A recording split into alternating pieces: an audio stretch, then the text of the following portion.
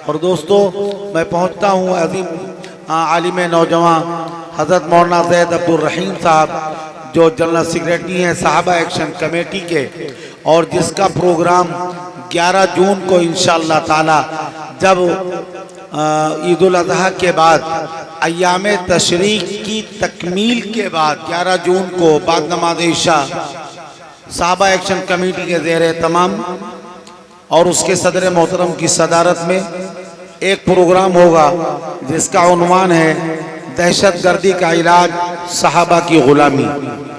उसमें आपसे शिरकत की इस्तदा भी है और इसी के साथ साथ और आपके लिए इत्तला भी। उसके सहाबा एक्शन कमेटी के जनरल सेक्रेटरी हज़रत मौलाना ज़ैद अब्दुल रहीम फारूकी साहब से मैं गुजारिश करता हूँ कि हाँ जनाब माइक पर तशरीफ़ लाएँ और अपने मवाइज़े हसना से हम सबको मुस्तफ़ीज़ फरमाएँ। नहमदुका या रब्बल आलमीन वस्सलातु वस्सलामु अला सय्यिदिल अंबिया'i वल मुरसलीन व अला आलिहि व अस्हाबिहि उलिल क़द्रिल अज़ीम। अम्मा बअदु फ़क़द क़ाल अल्लाहु सुब्हानहु व तआला फ़िल क़ुरानिल मजीद वल फ़ुरक़ानिल हमीद। अऊज़ु बिल्लाहि मिनश शैतानिर रजीम। बिस्मिल्लाहिर रहमानिर रहीम। क़ुल हल यस्तविल्लज़ीना यअलमून वल्लज़ीना ला यअलमून इन्नमा यतज़क्करु उलुल अलबाब।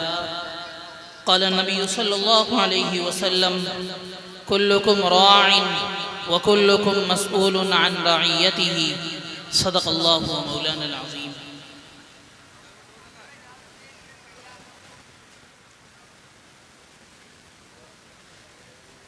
पहले तालीम से तुम मोड़ दिए जाओगे,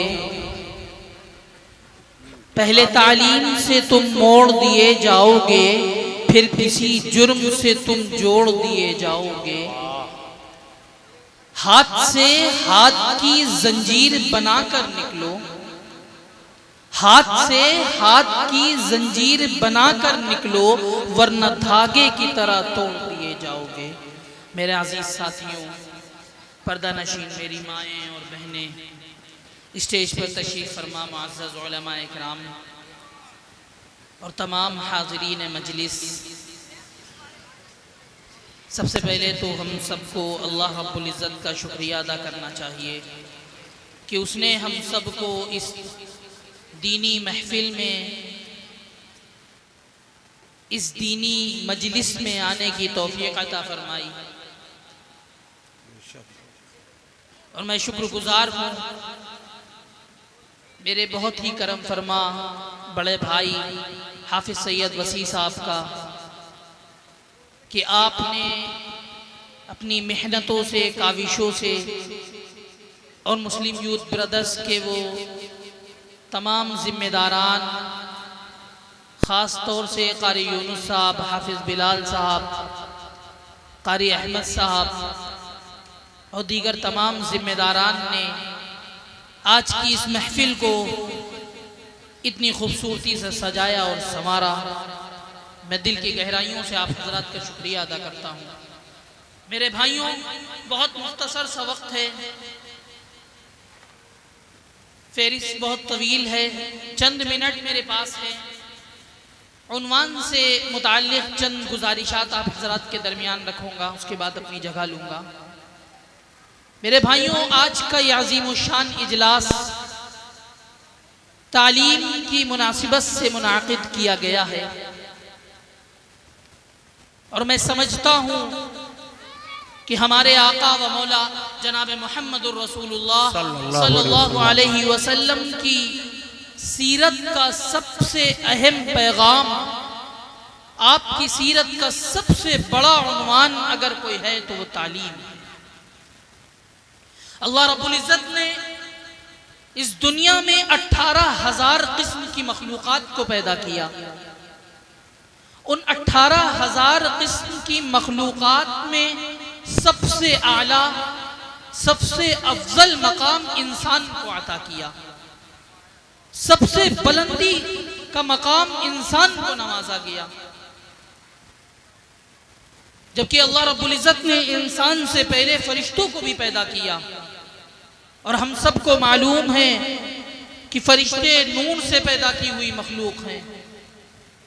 अल्लाह रब्बुल इज़्ज़त ने इंसान से पहले जिन्नात को भी पैदा किया और हमें मालूम है कि जिन्नात के अंदर आग का मादा ज्यादा है। तीसरे नंबर पर अल्लाह रब्बुल इज़्ज़त ने इंसान को पैदा किया, मिट्टी से पैदा किया जिसकी दुनिया में कोई हैसियत नहीं है, और पैदा करते ही इंसान को सबसे आला सबसे अफजल मकाम अता कर दिया। लेकिन सवाल ये है मेरे भाइयों,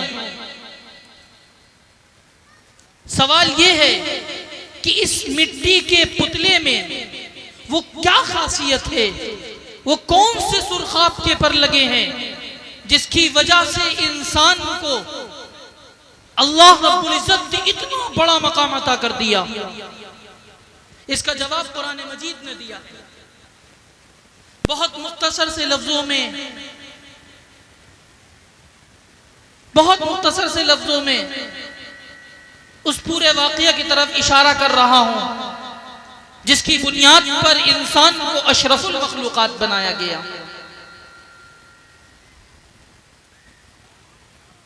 इंसान को अशरफुल मखलूक़ात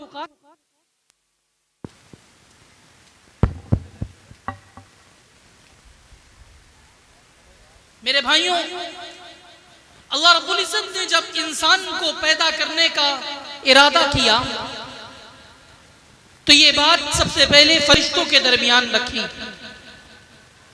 और फरिश्तों से फरमाया, फरिश्तों मैं इस दुनिया में एक और मखलूक पैदा करने जा रहा हूं, इन्नी जाइलुन फिल अर्दि खलीफा, एक मखलूक पैदा करने जा रहा हूं। तो फरिश्तों के जहन में ये बात आई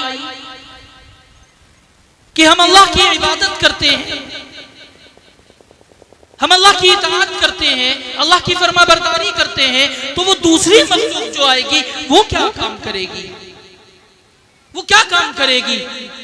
हम अल्लाह की इबादत करते हैं, हम अल्लाह की इताअत करते हैं, हम अल्लाह की बंदगी करते हैं, तो वो दूसरी मखलूक आएगी तो वो क्या काम करेगी। अल्लाह से सवाल किया, अल्लाह उस दूसरी मखलूक को पैदा करने का क्या मकसद है, उसको क्यों पैदा कर रहे हैं, वो आएगी तो क्या काम करेगी। अल्लाह रब्बुल इज़्ज़त ने फरिश्तों का जवाब दिया। अल्लाह रब्बुल इज़्ज़त ने फरमाया, इन्नी अअलमु मा ला तअलमून, फरिश्तों जो मैं जानता हूं वो नहीं जानते हो। वो मखलूक आएगी, वो सारे काम करेगी, वो दुनिया में आएगी, मेरे अहकाम की पाबंदी भी करेगी, मेरे अहकाम की नाफरमानी भी करेगी, मेरी इताअत भी करेगी, मेरी बंदगी भी करेगी, इस दुनिया में आकर साफ सफाई भी रखेगी, दुनिया में आकर खून खराबा भी करेगी, वो सारे काम करेगी। फरिश्तों को जब ये जवाब मिला, ये तफसीली जवाब जब उन्होंने सुना, जब ये तफसीली जवाब सुन लिया तो फरिश्तों के जहन में दोबारा सवाल पैदा हुआ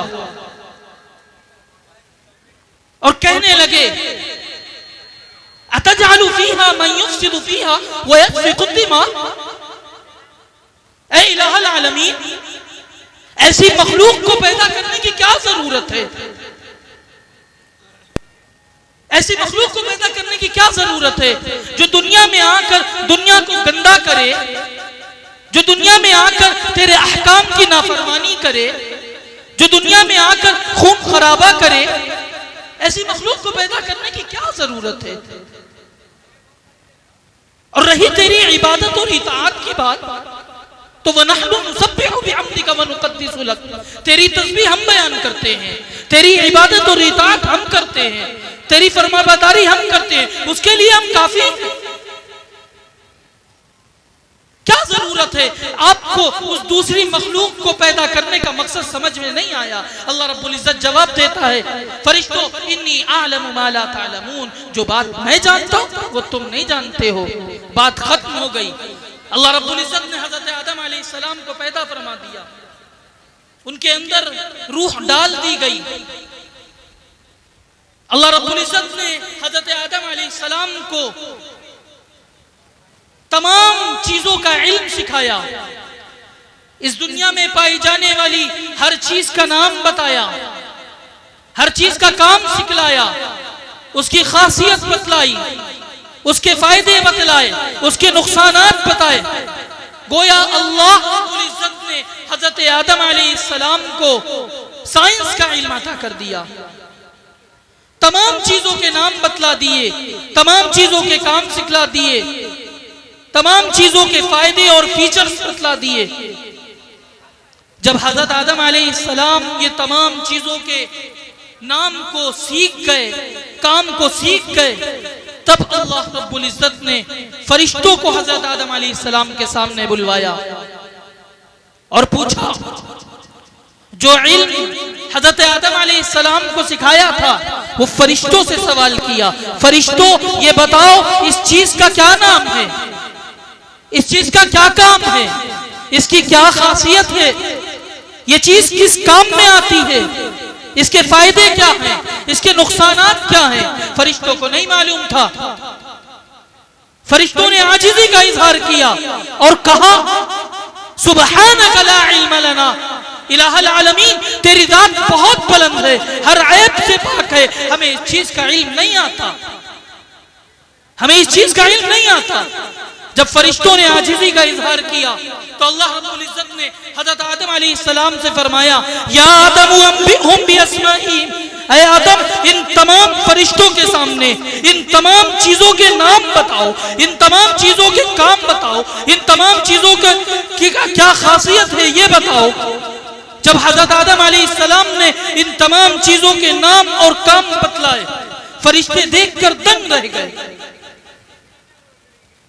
ये तमाम चीजें देखकर फरिश्ते दंग रह गए। अल्लाह रब्बुल इज्जत ने हजरत आदम अलैहिस्सलाम को इल्म अता कर दिया था। जब फरिश्ते देखकर दंग रह गए तो अल्लाह रब्बुल इज्जत ने हुज्जत ताम की और फरमाया, अलम अकुल लकुम इन्नी अअलमु गैबस समावाति वल अर्द, फरिश्तों मैं तुमसे कह चुका था कि जो बातें मैं जानता हूं वो तुम नहीं जानते हो। तुम इबादत करते हो, यकीनन करते हो, तुम इताअत करते हो, यकीनन करते हो, तुम्हारी इबादत भी कबूल है, तुम्हारी इताअत भी कबूल है, लेकिन जिस दुनिया को मुझे चलाना है उस दुनिया में मुझे अपना खलीफा और नायब पैदा करना है। वो खलीफा और नायब बगैर इल्म के काम नहीं कर सकता। हजरत आदम अलैहिस्सलाम को अल्लाह रब्बुल इज्जत ने इल्म अता कर दिया था और ये बता दिया था कि हजरत आदम को तमाम मखलूकात पर अगर फौकियत मिली है, तमाम मखलूकात पर बुलंदी अगर मिली है, शराफत अगर मिली है, तो वो इल्म की बुनियाद पर मिली है, इल्म की बुनियाद पर बुलंदी मिली है मेरे भाइयों। और याद रखिए, इस दुनिया में, इस दुनिया का सबसे बड़ा मसला जो है वो इल्म से दूरी है। उसके लिए सबसे बड़ा हल इल्म का हासिल करना है। मेरे भाइयों, अपने आप को तालीम से जोड़ो, एजुकेशन से जोड़ो, इसलिए कि इस्लाम वाहिद मजहब है, इस्लाम वाहिद मजहब है जिसकी इब्तिदा, जिसकी शुरुआत इल्म से हुई।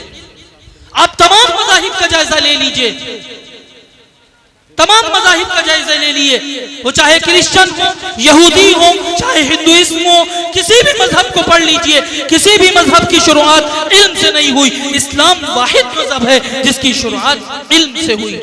हमारे आका व मौला जनाब मोहम्मद रसूलुल्लाह सल्लल्लाहु अलैहि वसल्लम पर पहली वही जो आई, पहला पैगाम जो आया, वो किस हवाले से था?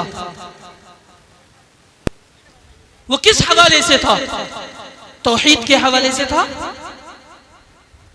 जन्नत और जहन्नम के हवाले से था, अल्लाह को एक मानने के हवाले से था, नमाज रोजा हज ज़कात की अहमियत के हवाले से था?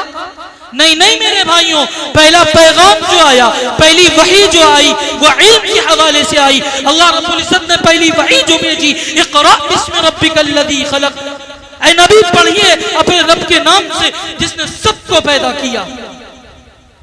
इस्लाम वाहिद मजहब है मेरे भाइयों। आप जरा गौर कीजिए, अल्लाह रब्बुल इज्जत और अल्लाह के रसूल जनाब मोहम्मदुर रसूलुल्लाह सल्लल्लाहु अलैहि वसल्लम हमारे और आपके लिए इल्म हासिल करने पर इतनी अहमियत दे रहे हैं, इतनी ताकीद कर रहे हैं, और हमारा मामला क्या है? हम मुसलमानों का मामला क्या है? आज हम जाहिल हैं। क्या कल कयामत के दिन अल्लाह रब्बुल इज्जत पकड़ नहीं करेगा? हमने तुमको इतनी ताकीद की और तुम जाहिल रह गए। अल्लाह के रसूल सल्लल्लाहु अलैहि वसल्लम फरमाते हैं, कुल्लुकुम राइन व कुल्लुकुम मसऊलुन अन रइयती। तुम सब जिम्मेदार हो, तुम सब जिम्मेदार हो। जो भी तुम्हारी मातहती में है, जो भी तुम्हारी परवरिश में है, वो चाहे तुम्हारे खादिम हो, तुम्हारे नौकर हो, तुम्हारी बीवी हो, तुम्हारे बच्चे हो, जो भी तुम्हारी मातहती में है, तुम उन सब की सही तालीम और तरबियत के जिम्मेदार। कल कयामत के दिन तुम्हारी पकड़ होगी। अल्लाह रब्बुल इज्जत सवाल करेगा, हमने तुमको इतनी ताकीद की, तुम जाहिल रह गए। चलो ठीक है, तुम जाहिल रह गए, कम से कम अपने बच्चों को तो पढ़ाते, उनकी तालीम और तरबियत की फिक्र करते। खुद भी नहीं पढ़े, अपने बच्चों को भी नहीं पढ़ाया। मेरे भाइयों, पकड़ हो जाएगी। होना तो ये चाहिए कि हम अपने बच्चों को खुद सिखाएं। अगर हम किसी वजह से अपने बच्चों को खुद नहीं सिखा सकते, किसी मजबूरी के तहत, या हम इस लायक ही नहीं है कि हम नहीं सिखा सकते, उनको ऐसे मदरसों में दाखिल करवाइए, ऐसे मकतब में दाखिल करवाइए, ऐसे खानखाओं में दाखिल करवाइए जहां उनको दीन का बुनियादी इल्म सिखलाया जाए। और याद रखिए, अगर ऐसा ना किया तो कल कयामत के दिन अल्लाह रब्बुल इज्जत पकड़ कर लेगा। मेरे भाइयों, हम सब खुश नसीब हैं, हम सब खुश नसीब हैं कि हमारे पास ऐसा शख्स मौजूद है जो हमारी जिम्मेदारियों को अपने कंधों पर लेकर चल रहा है। मेरी मुराद हाफिज सैयद वसी साहब हैं, जो तमाम काम के साथ साथ एक इदारा कायम किया है आपने, जामियातुल मुस्लिमात। मेरे भाइयों, आजकल के माहौल को देखते हुए जो माहौल है, मैं असरी उलूम की नफी नहीं करता। अपने बच्चों को अच्छे से अच्छे कॉलेजों में भी पढ़ाइए, अपने बच्चों को स्कूल की तालीम भी दीजिए, लेकिन मेरे भाइयों याद रखिए, ये स्कूल, ये कॉलेजेस हमारे लिए नजात का जरिया नहीं बन सकते, बल्कि हमारी पकड़ का जरिया बन जाएंगे। जो स्कूल और कॉलेजेस में हो रहा है, हमारी बेटियों को इर्तिदाद का शिकार बनाया जा रहा है। इसी चीज को मद्देनजर रखते हुए बड़े भाई हाफिज सैयद वसी साहब ने एक इदारा कायम किया है, जामियातुल मुस्लिमात। मेरे भाइयों, हमारी जिम्मेदारी है कि आपके कंधों को मजबूत करें, आपके इस इदारे को कामयाब करने की हर वो मुमकिन कोशिश करें जो हमारे इख्तियार में है। अपने बच्चों को इस इदारे में दाखिल करवाइए और हाफिज सैयद वसी साहब की ताकत बनिए और उनसे अहद लीजिए कि जो भी हमारे इख्तियार में होगा, हम वो हर मुमकिन काम करने की कोशिश करेंगे। अल्लाह रब्बुल इज्जत से दुआ है, अल्लाह रब्बुल इज्जत कहने सुनने से ज्यादा अमल की तौफीक अता फरमाए, और आपके इस इदारे को जो आपने रज़ाए इलाही के लिए यकीनन इसकी इब्तिदा की है, अल्लाह रब्बुल इज्जत इसको भी कामयाब करे, इस जलसे को कामयाब करे, कहने से सुनने से ज्यादा अमल की तौफीक अता फरमाए। आमीन। व आखिरु दावाना अनिल हम्दुलिल्लाहि रब्बिल आलमीन।